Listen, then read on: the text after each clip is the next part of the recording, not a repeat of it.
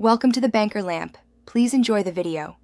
You start by preparing the only supported path, the SteelSeries wireless dongle. Turn the headset off, plug the dongle into a Ps5 USB port, and make sure the Ps5 is on the home screen.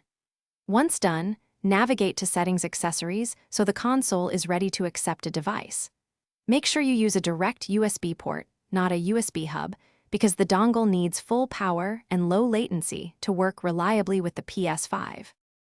With the dongle plugged in, you put the headset into pairing mode by pressing and holding the power/pair button until the LED blinks.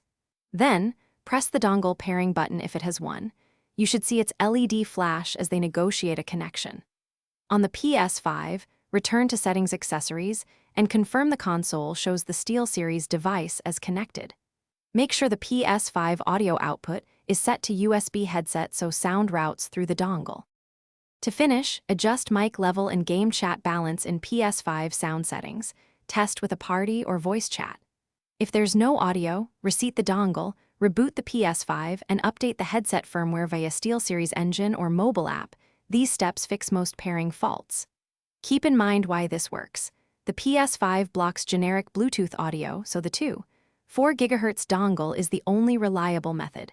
If pairing still fails, swap USB ports and retry the pairing sequence. Thanks for watching. If this was helpful, leave a like and consider subscribing. See you next time.